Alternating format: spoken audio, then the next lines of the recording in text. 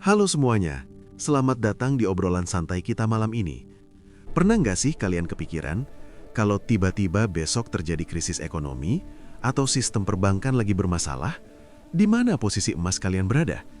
Apakah emas itu ada di dalam genggaman tangan atau cuma sekadar angka yang kelap-kelip di layar HP?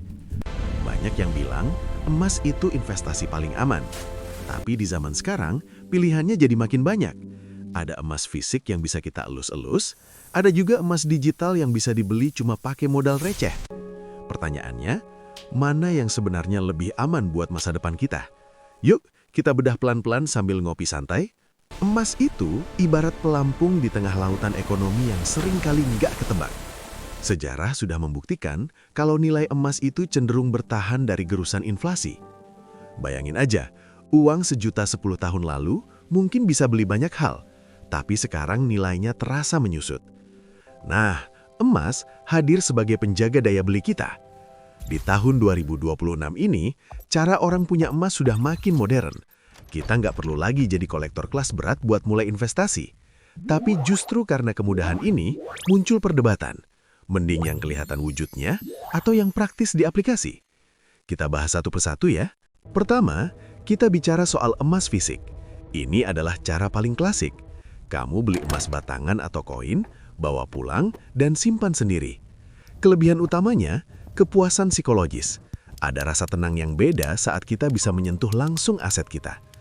Emas fisik itu bebas dari yang namanya risiko platform. Artinya, kalau internet mati total atau aplikasi tempat kamu berinvestasi mendadak bangkrut, emas kamu tetap ada di tangan. Ini juga sangat mudah diwariskan ke anak cucu tanpa perlu ribet urusan administrasi digital. Tapi, ada risiko yang sering kita lupain, keamanan.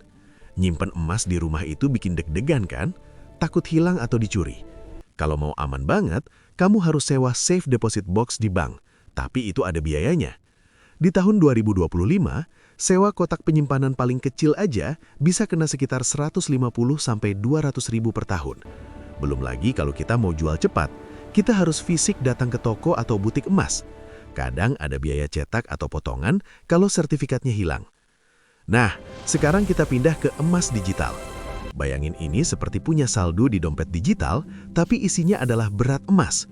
Keunggulannya jelas, sangat praktis. Kamu bisa beli emas mulai dari Rp10.000 aja, kapanpun dan dimanapun. Mungkin kamu tanya, aman nggak sih? Kan barangnya nggak saya pegang. Di Indonesia, aturan emas digital sudah sangat ketat sekarang.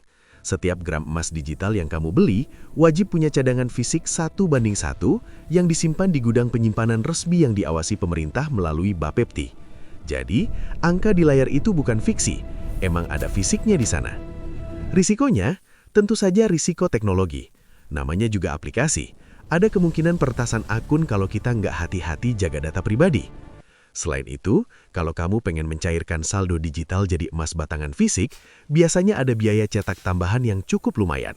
Jadi, emas digital ini lebih tepat buat kamu yang fokusnya menabung nilai, bukan buat pajangan. Kalau kita jajarin langsung, mana yang menang? Jawabannya, tergantung profil kamu. Secara keamanan, emas fisik menang di ketahanan sistem, nggak butuh internet. Tapi emas digital menang di keamanan fisik. Kamu nggak perlu takut emasnya dicuri dari bawah bantal. Dari sisi transaksi, emas digital itu juaranya likuiditas. Mau jual jam 11 malam buat kebutuhan mendadak, tinggal klik. Kalau emas fisik, kamu harus nunggu toko buka besok pagi. Oh iya, ada info tambahan soal pajak di tahun 2025. Sekarang, beli emas di pasar digital tertentu justru seringkali dibebaskan dari pajak PPh 22, sementara kalau beli fisik di atas nilai tertentu, ada potongan pajak yang perlu diperhatikan. Jadi buat yang modalnya terbatas tapi mau rutin nabung tiap bulan, emas digital terasa lebih efisien karena selisih harga beli dan jualnya juga biasanya lebih tipis. Jadi, aman yang mana? Aman itu sebenarnya soal kenyamanan tidur kamu di malam hari. Kalau kamu merasa lebih tenang memegang emas itu di tangan meski harus bayar biaya berangkas, pilihlah emas fisik untuk jangka panjang, di atas 5 atau 10 tahun. Tapi kalau kamu anak muda yang mobilitasnya tinggi, modalnya cicilan receh dan pengen aset yang gampang dicairin, emas digital adalah teman terbaikmu. Strategi paling cerdas sebenarnya bisa gabungin keduanya. Tabung sedikit demi sedikit di digital, lalu kalau sudah terkumpul banyak, cetak jadi fisik. Investasi itu bukan soal ikut-ikutan tren, tapi soal paham risikonya. Sekarang kalian sudah lebih paham kan? Jangan lupa buat selalu riset mandiri dan pilih platform yang sudah punya izin resmi ya. Kalau menurut kalian, lebih srek pegang fisik atau simpan di aplikasi? Coba tulis pendapat atau pengalaman kalian di kolom komentar ya, kita diskusi di sana. Jangan lupa klik like kalau video ini bermanfaat, dan subscribe biar kita bisa ngobrol finansial lagi di video berikutnya. Saya pamit, selamat berinvestasi dengan bijak.